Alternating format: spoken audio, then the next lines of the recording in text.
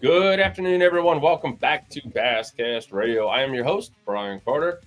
Guys, if you guys are watching on YouTube, which I hope you all are, we got Bass Geek. He is to my left, I guess you can say, right, left.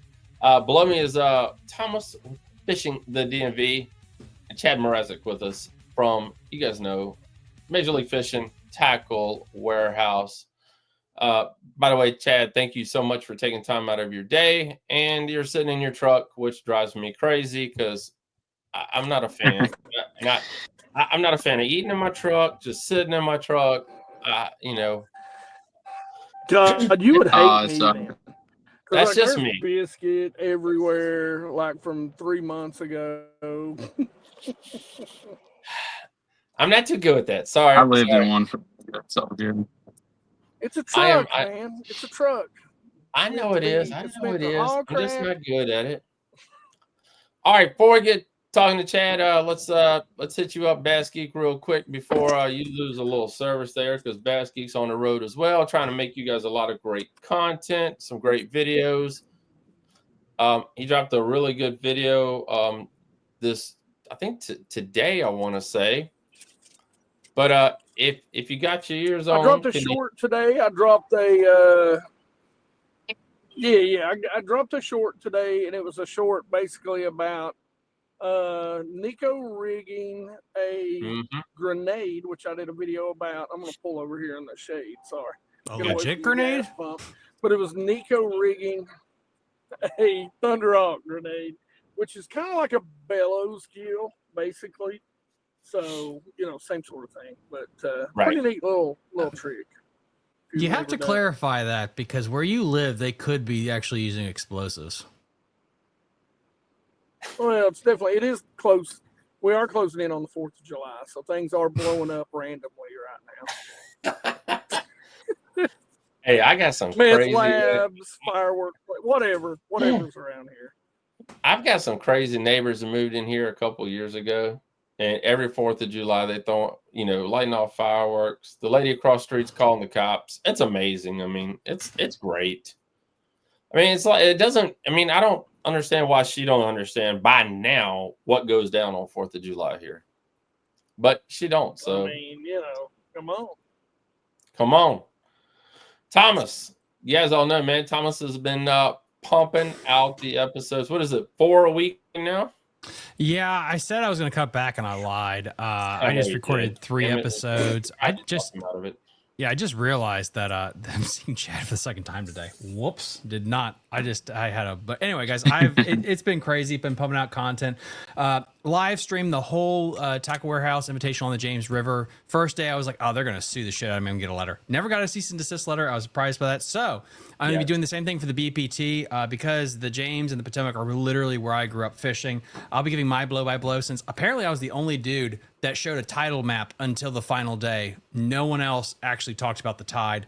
There was some person that talked about like northern bass, or in the northern part, like some racist. It was weird. It was fun. Go check out that short clip I did about that, because it went viral because of people saying that the Florida strain are only in the southern part of the river. It was a great event, though. The James River showed out, and the guy that we have on today, dude, he killed it. He really did. He got onto something really cool. Yeah, the final day, guys, who didn't see it, what is it, like 21 pounds, Chad? Yes, sir. Yep, 21.5. Yeah, I want to say you had the second biggest bag for the whole entire weekend. Keith had the first one on day 1, and then you had the second one on day 3, I want to say. So, great bags of bass, guys, are weighing in. It was a great event. I love going up there, hanging out on the James River. Got a lot of great videos, a lot of great content. Thank you guys for checking everything out, hitting the like, hitting the share button as always, because that helps tremendously. But Chad, man, thank you so much for coming on. Dude, you're a stick. I told you in one of your videos, I always get your face in press releases. I don't know. What's your biggest win so far, Chad? Toyota Series Championship. So Yeah. that was $250,000, and then the Red Yep. Crest invite. So Golly, Poor dude. meal. yeah, it was a good one to win. Did you buy yourself Yeah. something pretty after that, Chad? What did you do with a quarter meal? No, I actually put a lot of it away. I had it actually worked out in perfect timing. I had like a sponsorship mishap with my title sponsor the year before my rookie Oh. season on the invitationals. Dang.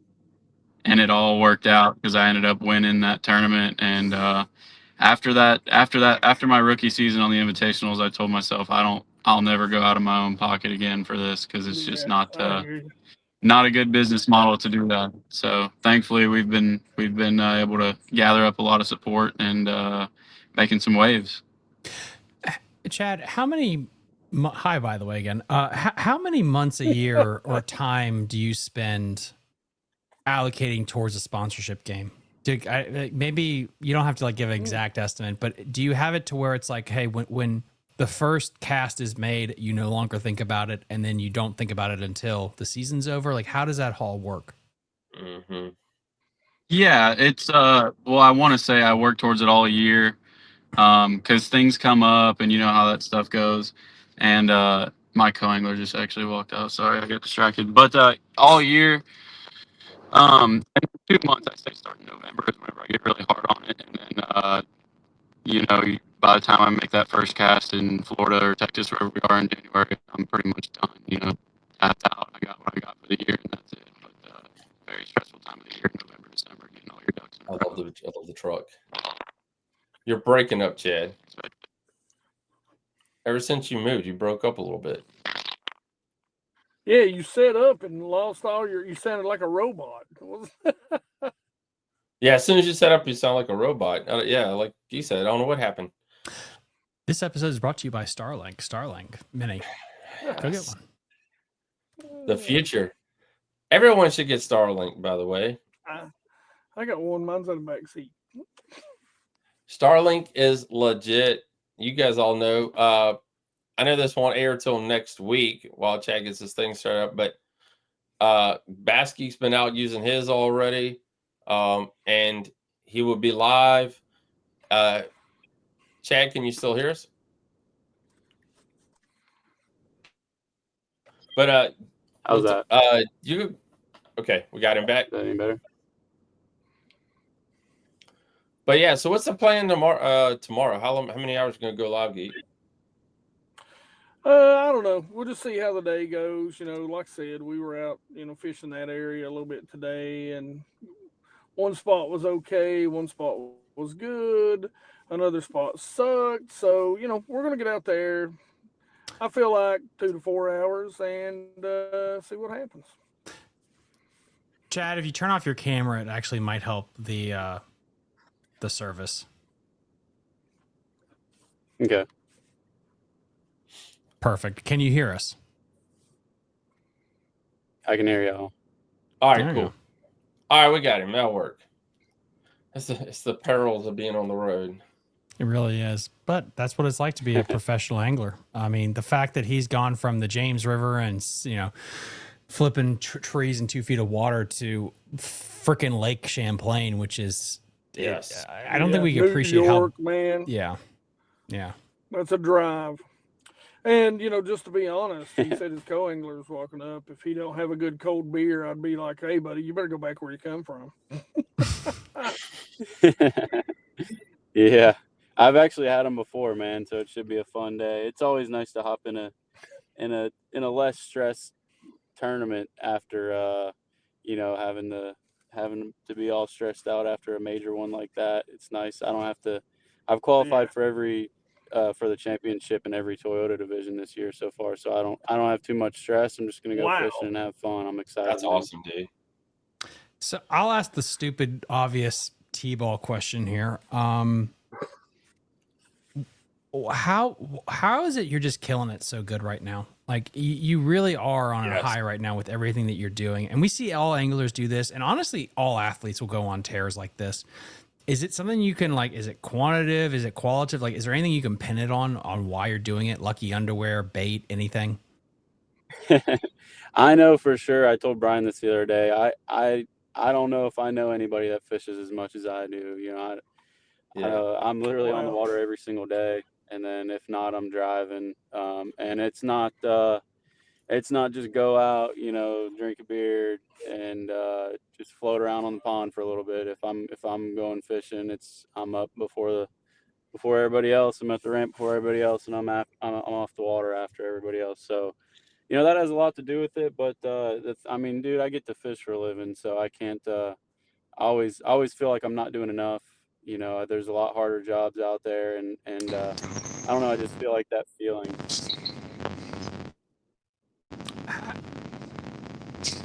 How much fishing is too much fishing?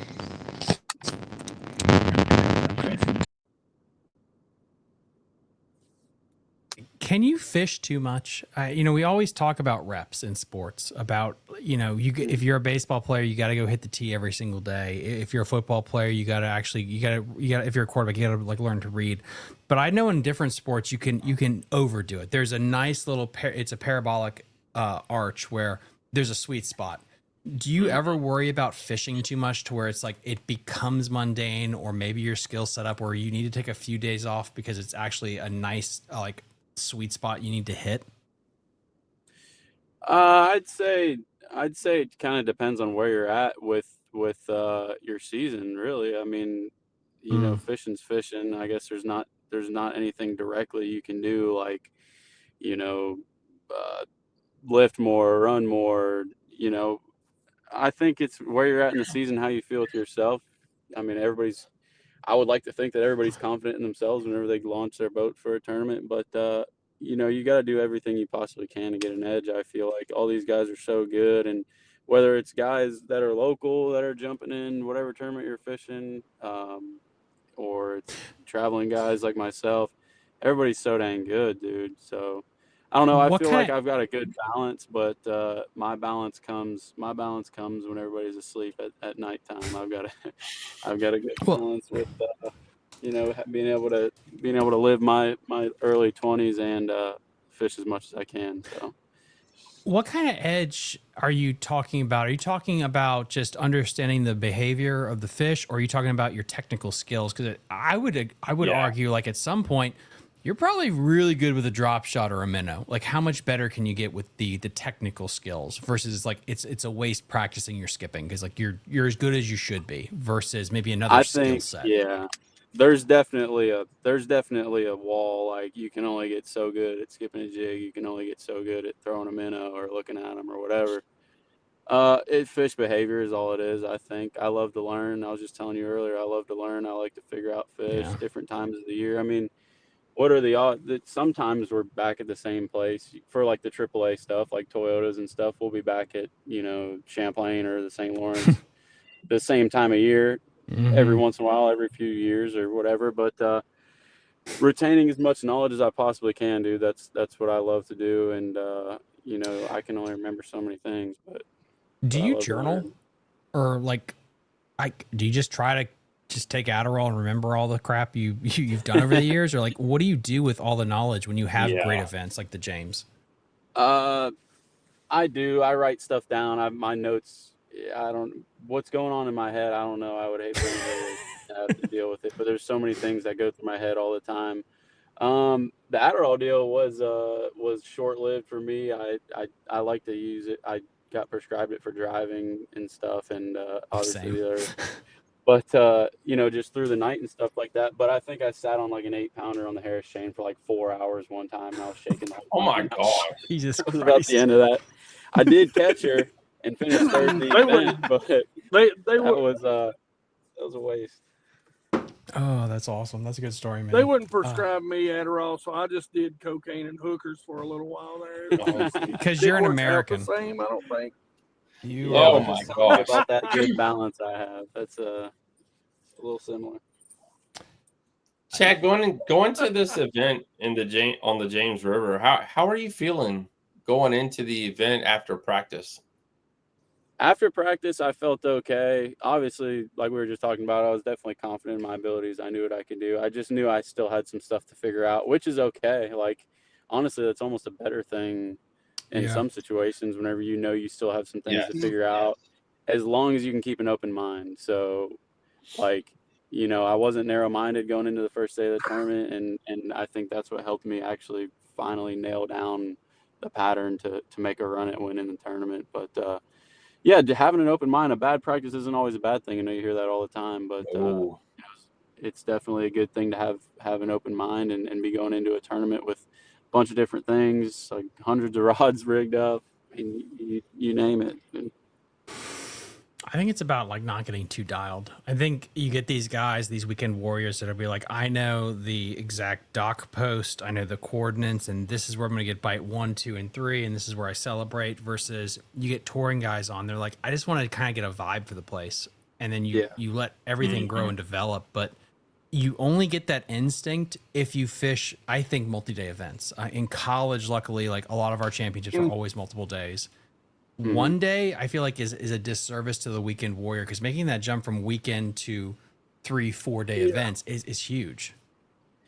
For sure. And then you got like conditions too, like with a one-day tournament, you can make yourself a hero in a one-day tournament if you get the perfect conditions. You know what I mean? Like you can be we at home we call them spot fishermen. So like I'm sure it's the same way here at Lake Champlain. If the wind, like I know a lot of the locals here on Champlain love when the wind blows like hard, because they have spots on Champlain where they can sit all day and whack them all day. And when there's guys that are, you know, coming in from out of town or whatever that aren't able to move around and they can't, you know, get on anything because the waves are so big or whatever. You know, knowing little things like that and being a spot fisherman can work out for a one-day tournament.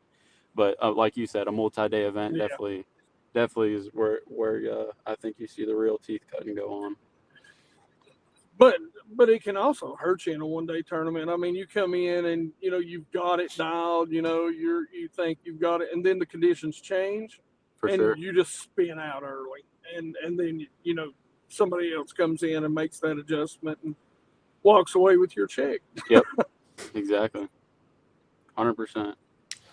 You know, we were talking about that throughout the event, and you know, being on the tidal water, and you know, it was a big mix. It was 50-50 about. It was probably actually 75-25 that really liked fishing tidal water, and then the other 75 were spending the last 5 days just trying to figure it all out and kind of learn as they go.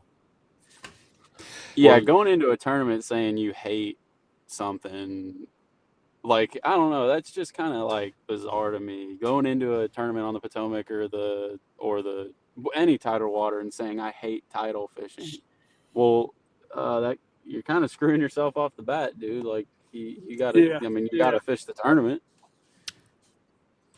So, go ahead, Thomas.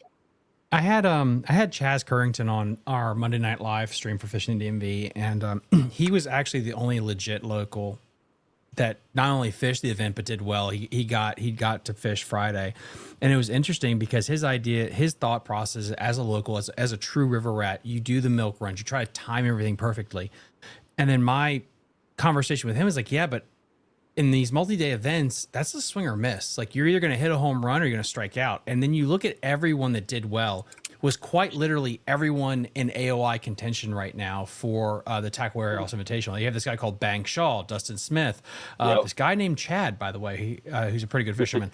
And it's interesting, like the mindset on tidal, where in my belief, it's like if it's the tidal is the hardest place to win, but it's the easiest place to cash a check, because if you don't overthink it, you'll be rewarded. The dentist talked multiple times on camera. He fished 3 docks 3 days in a row.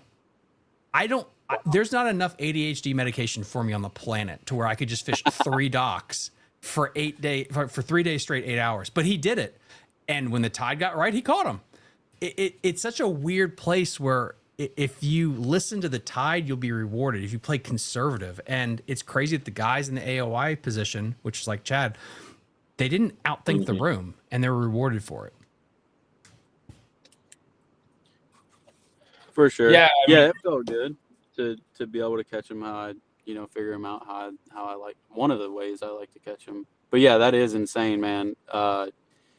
Me personally, I'm not sure who you're referring to with the 3 dock deal, but me personally, I would I would have to try to find something else until those fish start biting on that dock, unless he maybe didn't know what tide they were going to start firing on or whatever.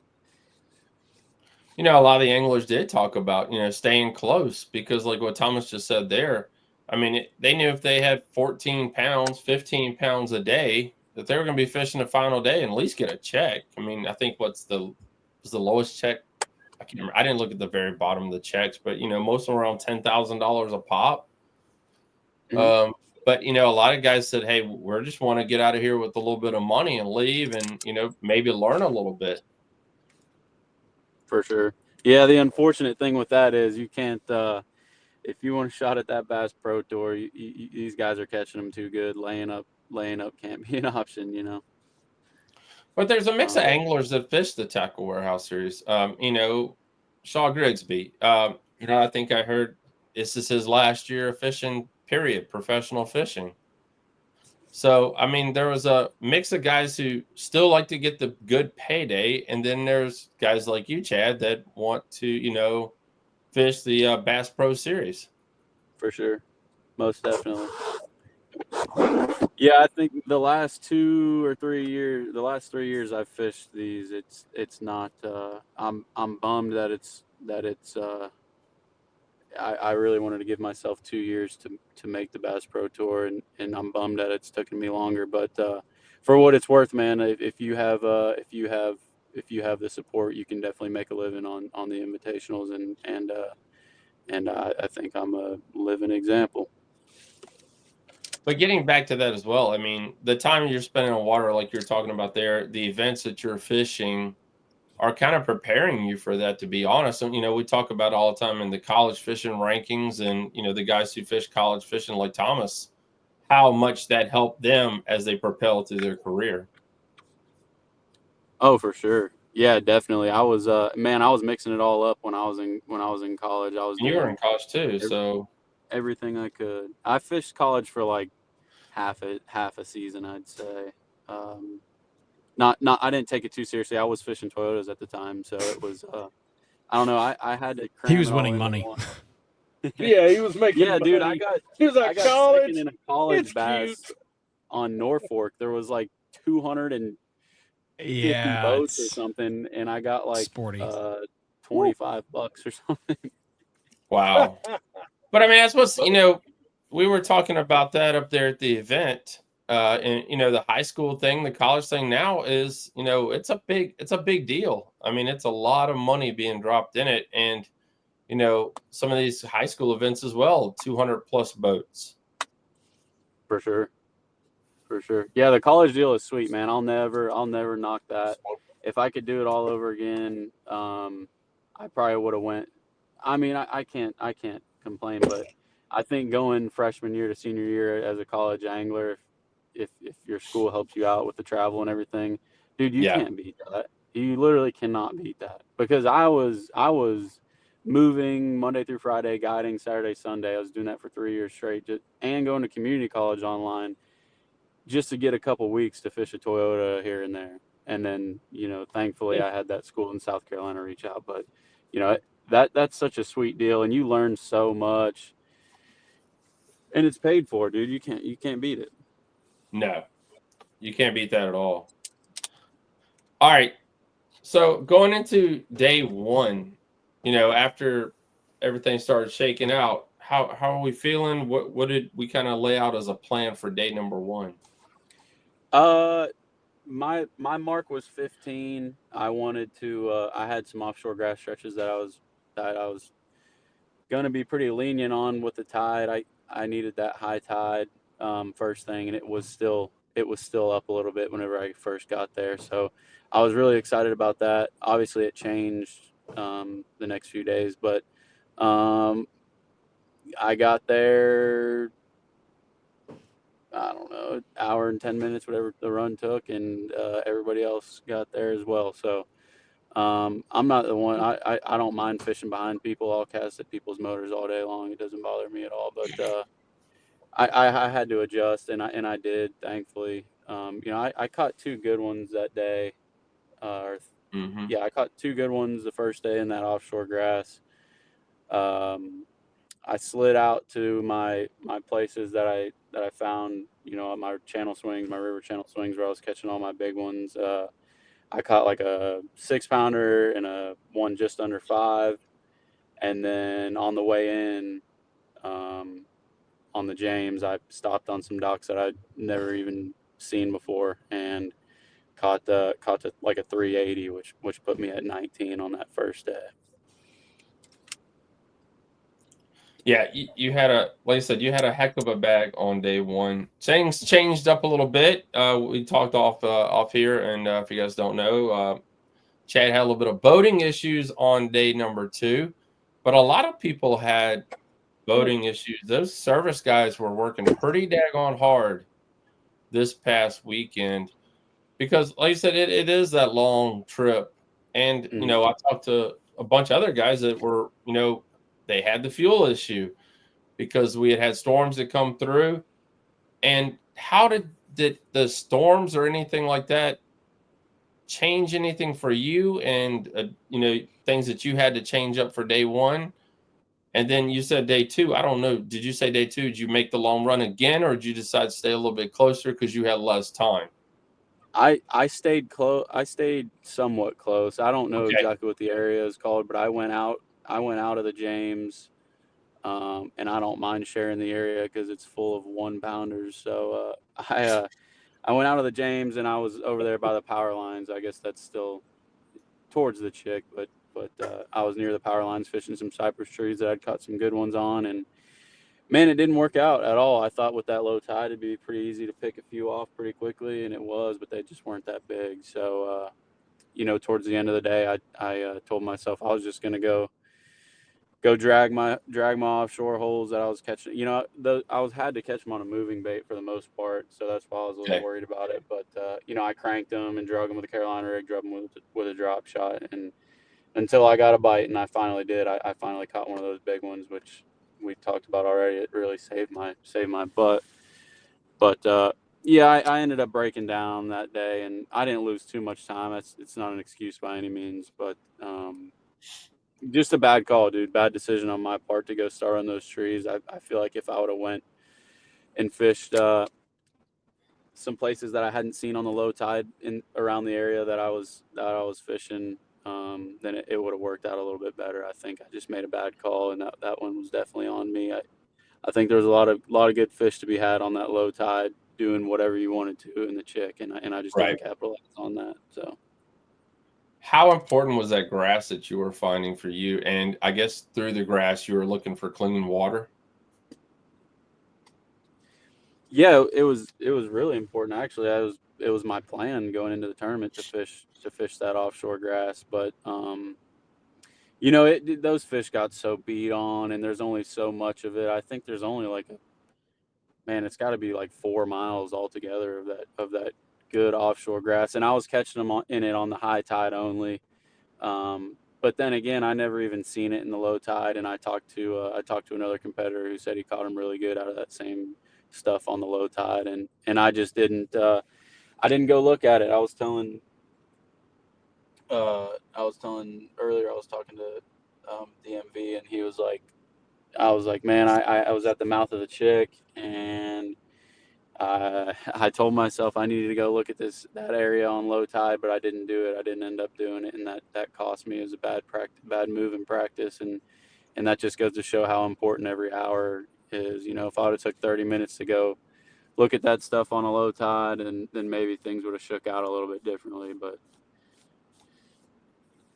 I mean, we kind of understand that as well because I mean, like you said, you did get a little bit behind on day 2 with the issues with your boat, but a lot of anglers always talk about getting that weight. They know what they need to jump on to day 2, and then they pretty much just go practice after they're finished.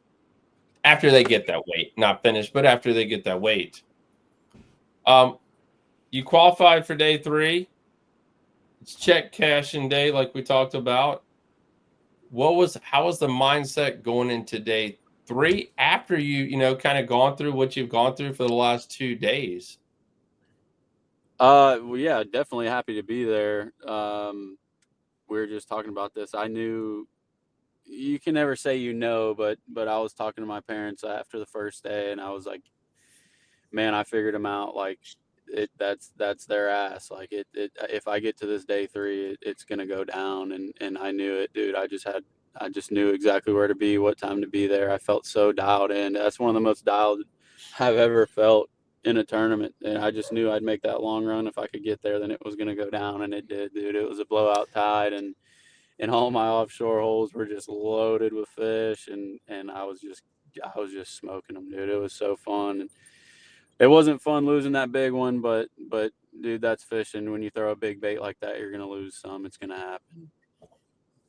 What was there anything in hindsight you would have done to better increase your odds of not losing fish? A treble hook or jacking up your equipment to 100-pound braid? Like, any thoughts like that cross your mind? Dude, I probably would have thrown 30-pound fluoro instead of 20. I actually broke that fish off.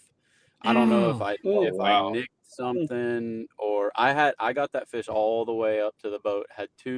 Had both of my glide bait trebles in the corner of his mouth. That was his ass. Like, I had her. And I had just caught that 7. I caught a 7 on the final day, and then I caught 2 3s, and then the fourth one that bit was that big giant one. And I knew it as soon as I pulled her away from that little hard spot. I knew it was the biggest one of the group. I've been staring at her the whole time, and she peeled off, dude. And I was working it real fast and real hot, like they wanted it, and she just locked me up. Fought her all the way to the boat. And she took one last dive right there next to the boat, and it just broke right off. 25 pound. You know, because that's what I hear. You know, that right there all the time. You know, for the James River, when I'm going to tournaments and I'm covering like the BFLs and stuff like that, that's one of those issues that a lot of the anglers always have. Is I cannot remember, and I've never fished it, so I ain't gonna lie to you guys. But there's something in the James River a lot of guys talk about where they get broke off a lot. Go ahead, Thomas. Yeah, no, sorry. Yes, they get break off a lot because the barnacles and stuff. And this the barnacles, that's it. Thank you. Teeing you up here. Why not go with braid? Everyone that you listen to on the show and I've talked to is always like, we're going to go with fluorocarbon and this whole stuff. Not be like, F it, we're going full scorched earth. Here's 80-pound braid. Good luck trying to break this. I probably should have, looking back at it, but I should have retied. Like, you think that's what it was? Jacked up. I had the school fired up. Looking back, I literally did I controlled everything I could have controlled. It was a brand new spool of line. The only thing I didn't do was retie after I only caught 3 fish, but where did you break? Right at the knot. Like, shit. So it was. And she jumped too. She showed herself. So I saw my $800 glide bait hanging. So, yeah. But for what it's worth, I did pick up another glide bait and caught a few other key ones that helped on that draw, that 6-cent draw. And I don't know. That just sucked. She didn't have to jump like that and flip me off. But I did the same thing on the first day as well. I lost a 5-pounder on camera. That's glide bait fishing. Yes. Oh, never mind. But cow. I don't know, dude. There was so many different scenarios that happened, and you can't lose fish like that, dude. I'll tell you what. There was an opportunity for that tournament to not been close, but I'm sure there's 20 other people that fish that tournament that could say that's just how it is. Yeah. And that's the thing is covering this as long as I've had, like, you can have events where you do everything perfectly and lose, and you can have other events where you're purposely trying to F it up and you'll still win. And with what Keith Poche did, it just felt like it was a person that ramped the score in the first quarter, and then the second quarter, third quarter, you're just watching everything implode. And by day 4, the vibe wasn't right on his boat. He was out of fish. You knew it. And so I'm just saying, from his perspective, he's like, everything kept going wrong and he still won. So it can work both ways. And you're right. You can't beat yourself up for it. You'll fish clean and lose, and you'll mess up eventually. And you'll win, $200,000+ in a Toyota. Like, it all works out. Yeah, no, it was definitely his time. My hat's off to him. Keith and I actually been friends for a little bit, so I'm super happy to see him win. And he's actually staying at my parents' house in February for the Bass Pro Tour there on Lake Conroe. So that's cool. Good dude, good fisherman. I'm happy for him. I'm glad it worked out for him. But Still a little salty at the same time. You should wish, be. but you know what, man? I'm gonna get. I promise you, it's not the last time I'm gonna be in contention. That's like the 9th time this year that I've blown it, but it's gonna happen again. It's gonna happen. Hey, Chad, I don't want to say blown, and I don't. That's kind of negative. I don't want you to say that. You learned something, and that's what this is all about. For sure. Yes, you might have lost, but these are called growing pains, and like I said, you'll come out. I mean, you're what, 25, maybe 23. Just turned 25. He's What? old. Dang, I hit it right on dot. And You got a and that's long ways to fishing, go. though. You got a long ways to go, Rick Clun. Okay, a long ways to go. But that's fishing, man. It's all about being consistent, doing everything you can, because eventually, and putting yourself in a position to take advantage, and eventually doing that will pay off. So, And it's an interesting thing to me that I just want to imply that the people that chop wood versus swing for the fence, because you don't get to see this unless you're fishing professional, where you're fishing multi-day events. The BFLs don't reward you for catching 15 pounds each time, but the elites and things like that, they will. And you're sitting in 4th place in AOI. You're 2 points behind 3, which means you could top 3 AOI.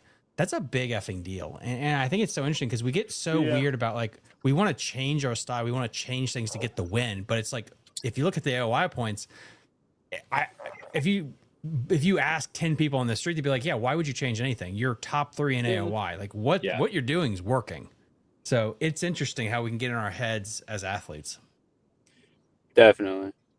Yeah, 3. I would love to end up in that 3 spot for sure. 3's been like my number this year. I finished third in the Southwestern Toyota division. I finished 3rd in the Southern Toyota division. I finished 3rd at Hartwell. I mean, it's 3's. I would love to end up in that 3 spot. I want that invite, dude. I don't. I'll tell you what.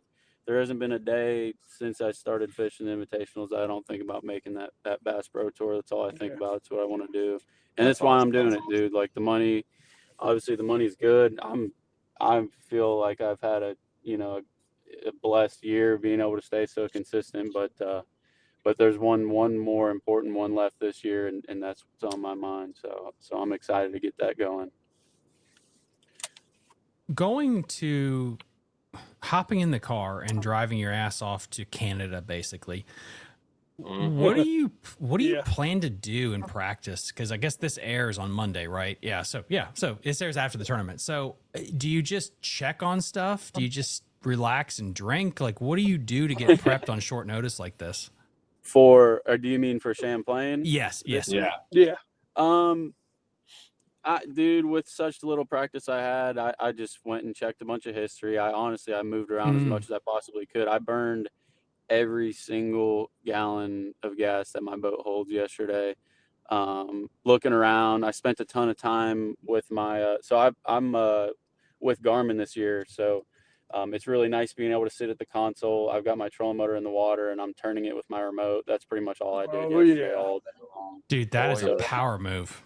That helped out a ton with moving around, and I feel like I found some areas that might hold 22, 20, maybe 23 pounds of fish, which is for what I've been hearing is good right now on Champ. I think a lot of people have been struggling, but it's not too serious, man. Like I said, everything's been every other division of the Toyota Series has worked out, so I'm just looking forward to being in another event. I love to compete, dude. This is my favorite part about fishing is being able to compete, and I'm excited, man. I've had my co-angler for tomorrow. I've had him before, so we're just gonna hang out, have a good time, and obviously I'm gonna work my ass off. I don't want to get beat, but I'm looking forward to a little less stress-free day. I'll find a way to stress myself out, though. I guarantee it. You touched on something I want to make sure we don't just gloss over.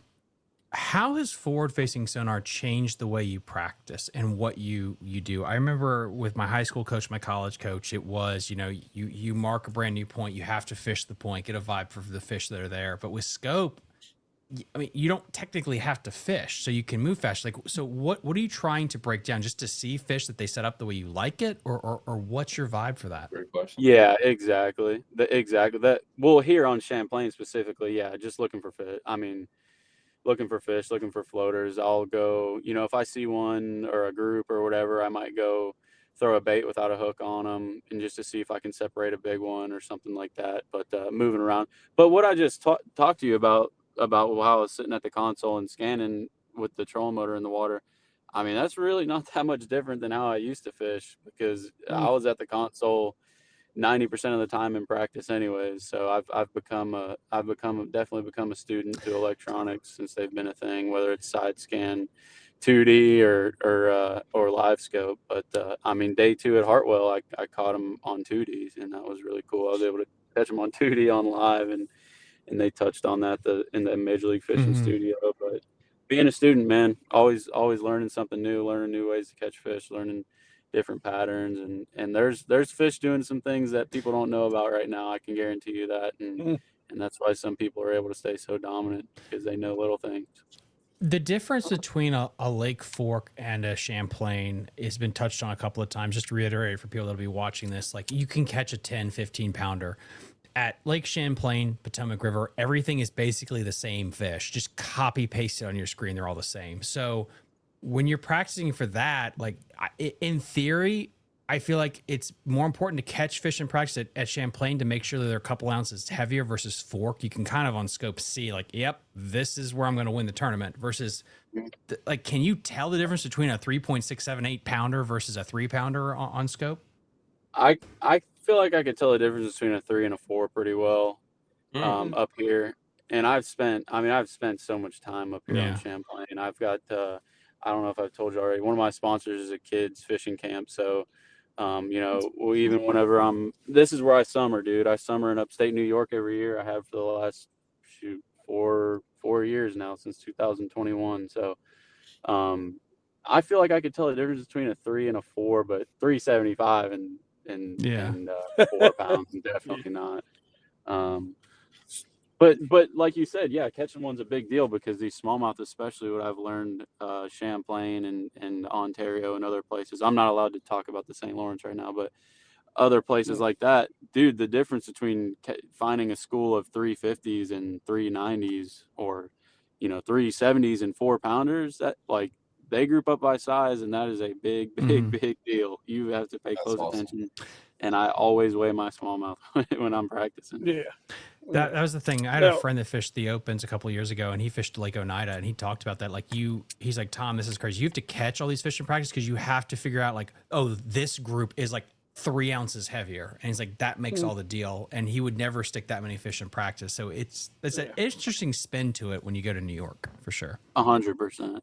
And that's with a grain of salt too. I've got areas I feel like out here that typically hold, better quality. So it was more of just checking to see if there's fish in the area, and if there is, I feel like I know that they might be a little bigger than the rest of the floaters, just because of history. That's all. Gotcha. Go ahead, Gabe. So since you've only got one day of practice up there, but you've spent a lot of time up there, and you've qualified, in 5 other divisions at this point. Are you for the championship, a little less stress? Are you going to go up there? And does it make it easier on you to go up there and swing for the fences? Or are you just going to go up there and kind of keep doing what you're doing, points racing right now? If things fall in place, they fall in place. Are we talking about Champlain or the last invitation? Champlain. Champlain. Yeah, I don't know that I'm going to. It's just so hard to swing out here, like you say, swing for the fences, unless you have a place with big largemouth. Like, that's where I'd say that's it's not easy, but that's the easiest way to find separation. I feel like get your 19, 20 of brown, and then go catch a 6 or 7 pound largemouth. This tournament, we've got gusts of 50, like, I think Saturday or something. Wow. So it might end up being a shootout, dude. So something like that, or running a Ticonderoga or something like that could play out. But Dude, I can't fish the inland sea in Ticonderoga all in one day of practice. There's just no way. So Wow. I just spent my time looking for floaters, and you know, I'm gonna try and find that 22, 23 pound mark of brown. That's kind of the plan, and see if we can't make a run at it. Well, like you were saying earlier, there's only one more event left for the Tackle Warehouse series. Your thoughts on the final event? It's still what, Ned? Is it it's middle of July or late July? I can't remember, to be honest. It's late in the month. I want to say it's like it starts the 20th. I think is the first day. I had a stroke. What are we talking about? The final Tackle Warehouse event for the 2025 season. St. Lawrence River, July 25th through the 27th. There you go. Okay. It is the end of the month. That's what I thought it was towards the end of the month. How are you feeling going into that and sitting in the position where you are now? And do you think – go ahead. Oh, I'm fired up, dude. I'm excited. That's another place I've spent a lot of time. I guided there for a little bit. I'm fired up, dude. It's not this is the one tournament I've had marked off on my calendar all year, dude. I love that place. I can pretty much guarantee you that at least one of the days I'm going to make the run to the mouth of the lake there, and I do it every year. Unfortunately, the last 2 years I've broke down both years, but and I've had some pretty. I've actually on my Instagram, if you look back at this time last year, I posted a video of the school I found towards the mouth of the lake, and it was about 50 or 60 of them, and I casted in there twice, and I caught a 7 and a 6 in practice. So, oh wow! Hopefully, I can run into something like that again and get there. But more importantly, dude, that second day is what I'm pumped up for. I learned to fish that river without looking at them. You know, there's not as much current as there used to be.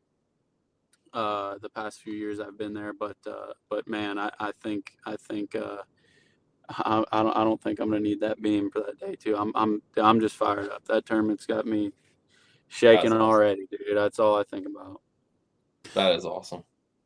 Chad, you mentioned multiple times about just going balls to the wall, making the long run, Champlain, Ticonderoga, or going to the Canada or the lake proper.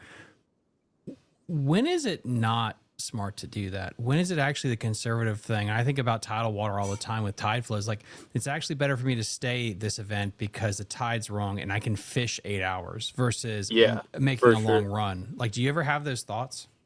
Yeah, dude. I mean, there's so many variables. Of course, weather and wind and things like that is one, and then you've got points, which is really important. You've got, you always want to make the right decision. I think about it all the time, but I find myself more times than not making long runs. I just like to get away from people, dude. I like to find some off the wall stuff like we talked about earlier. But sometimes it doesn't work like that. It doesn't pan out. Like, say, Champlain is a great example. You can go to Ticonderoga and catch 27 pounds of green, or you can go to Ticonderoga and catch 14 pounds. Yeah, exactly. So, or the wind blows and you literally don't make it back. So there's so many factors. So many variables. And it's about when to fish in crowds, because I know so many great anglers. It's interesting, this is a unique kryptonite for multiple anglers, a lot, where it's I hate people. I hate fishing in crowds. And it's well, have you fished the Potomac or Florida, sir? It's sometimes you can't get away. And do you ever feel like you have to grit your teeth and actually be I'm just going to wiggle into this grass bed with people? Has that ever been a hard decision for you to make? Yeah, it's not easy to do, but I tell you what, just about every time I've been on Okeechobee, if I wasn't in the crowd, I wasn't cashing a check. So yeah, that's got to be the worst. Other than, I don't know what's worse than that, the Ohio River maybe. Oh shit! It's so bad there, and you just got it. It's a mental block, dude. Two things in Florida: you're gonna have to fish in the crowd, and your co-angler's probably gonna catch a giant behind you. You just got to deal with it. That's it, dude. Just learn to deal with it. Put it behind you. Chad, we appreciate you coming on and talking with us tonight. I got one more question, and then we're going to kind of go around the room and then wrap this bad boy tonight. And again, I appreciate you coming on with us. I know you've been busy, But what was your biggest takeaway from the James, man? What is there anything that you kind of learned that you can kind of pass on to someone or a tip? Yeah, for sure. I'd say the James River takes tidal water fishing to a whole nother level. It's nothing like the Potomac, so don't go to the James thinking it's going to be anything like the Potomac, because I think they are so much more tide dependent on the James. We were just talking about this. It's so much more tide dependent. Like you can screw yourself so bad. And I'd say with that, dude, just if you're going to fish a tournament there, probably get as much practice as you can and try and look at everything you possibly can on every tide, because just because you don't catch them somewhere, I mean, I'm the prime example. I didn't catch anything off of my spots that I almost won the tournament off of on a high tide, but when it got low, it went down. So, Right. Tidal is the hardest thing to practice for, period, because it's time dependent. You could be on the best stretch at the wrong tide and you'll catch shit. And so you need so many days to fish Matawan through all the tide swings to know what the juice is at what time. And then you fish the next creek, and then you fish chick, and then you fish a part of chicken.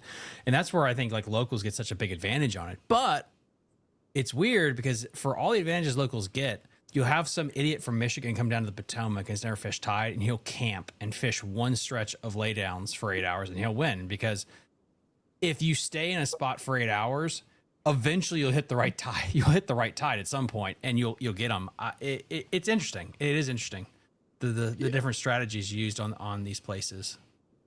Hardcover too, I think, has always been any tidal water fishery I've fished. Hardcover seems to be the biggest constant. If there's any, like if there was any constant other than, you know, offshore grass, if it has water over it on low and high tide, I'd say the biggest constant I've found is hardcover. So you can catch fish on high and low tide on hardcover, and that's been the most consistent thing for me. Basky, you got the final question, brother. Man, I really don't have one, man. I mean, just We appreciate that, Geek. Get out there, man, have fun, catch them. Hope you do well in your next tournament, brother. Thank you, man. I appreciate that. All right, guys, I'm going to wrap this bad boy up again. Like I said, Chad, thank you so much for coming on with us. Really appreciate you kind of hooking the team up here today and spending the afternoon with us. So we appreciate that. Anything sponsors, anybody you want to thank or anything of that nature before you run off? Because that's who pay all our bills. Yeah, for sure, man. I got Triumph Roofing and Restoration out of Austin, Texas. They really stepped up and helped me out this year. I got to give a big shout out to them. If anybody in the area is needing a roof or anything like that, any flood damage, whatever they got. But other than that, be on the lookout for all our new. We got some Hossy apparel and hats and stuff coming out with 6 cents. I'm gonna try and get my name on some of that here pretty soon. So be on the lookout for that. We've got all kinds of sweet stuff. I feel like every tournament I fish, I get a comment on the goofy looking trendy hat that I got on. So definitely be on the lookout for that. Other than that, Candlewood Fishing Camp. Any kids interested in a summer camp? We're on Lake Champlain all summer this year. So be sure to check that out. We've got a website, and we're pretty big on social media as well. And then Yellow Dog Tackle and Phoenix Garmin Mason Sonar Service. Appreciate everybody else for sticking along for the ride. It's been a good 25, and I hope we keep it going. All right. Geek, anything on your side? Man, we are, doing the usual, just pumping out the content every day. We're doing, by the time this comes out, we'll do our second live stream with the good old Starlink. Hopefully that goes well. Seems like we got a good response on that one last time, and it was awesome. We're just gonna, it felt like we put some good, information out there about current flow and eddies, and even in low flow lakes, highlands, reservoirs. So hopefully that helps some people out. Thomas, I can't hear him. Y'all know the deal. There's thunder and lightning, so I turned down my mic. Sorry. You guys know the deal. Fishing DV, go check me out. I put out more episodes than there are chapters in the Bible. Go see it. We need that thunder and lightning down here, to be honest, daggone it. I like to see some rain cool this I'm place down. so sick of raining. That's why the damn James was chocolate milk. It's because it won't stop raining. That thing was definitely chocolate milk this past weekend. I'll tell you guys that right now. Brutal. Guys, just a quick reminder: Rivers and Roads going out of up that way again on the James. That is open for registration now. I got some stuff from Chip about that, so head on over and get registered for that. The basscast.com will be taking next week off. It is vacation week for me, so just let you guys know there will be no show next week. I'm gonna be chilling. It's the only probably week I take off beside Christmas, so we got that going on, and then we get back up to the James River for the BFLs. And by the time this launches, me and Thomas will probably hopefully have had dinner together or lunch, etc. Because we're coming up for the Potomac for the